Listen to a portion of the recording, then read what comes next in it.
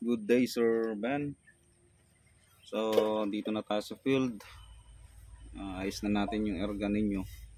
Nahanap na rin natin yung mga sakit. So, titestingin natin sa 50, 70, 80, 90 at i-attempt natin din yung 100.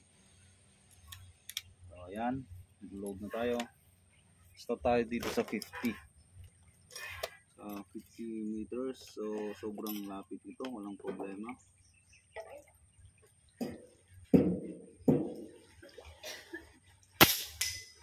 Ayan, hit. So, punta tayo ngayon sa 70 meters.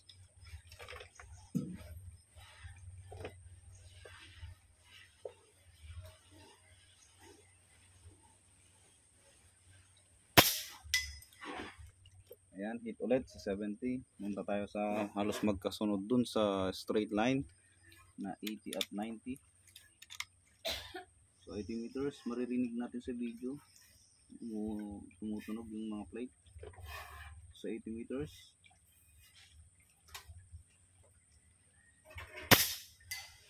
Hit ulit. So almost na perfect natin. Punta tayo ng 90 meters. Halos sa likod lang ng 80.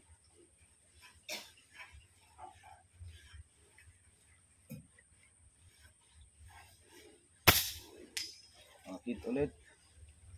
So isa na lang yung 100 meters. Okay, 100 meters. Subukan natin.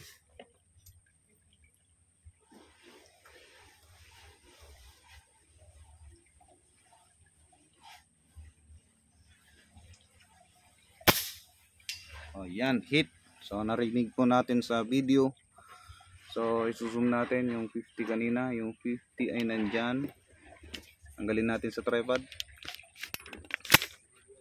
So ito yung unit mo, Brother Ben. Yung 50 ay nandun. Yan yung 50. Hit natin kanina. Yan yung 70. Wala yung 60. Doon naman yung 80. Ayan, sa harap na yan. At sa likuran niyang yun ay yun yung 90. Tapos sa tabi nyo niyang yan, yun yung 100 meters. So ayan, di na kaya ng zoom ng cellphone natin. So ayan, 100 meters po yan, sir. Ito 40, hindi na natin papatamaan tong 40 kasi sobrang lapit ito. Halos nagkaka-pellet to pellet na yung erga ninyo. So ito yung erga ninyo, Brother Ben. Isang TCA. So linagyan ko na ng ganito, pasensya na, kailangan talaga. At ito sa taas, yayamanin bolt. So ayan, dati pa rin nakareg sa 1.5 yung regulator ninyo. Tapos meron pa tayong 2,000 plus dito sa tank. Nahanap natin po yung problem dito sa erga ninyo.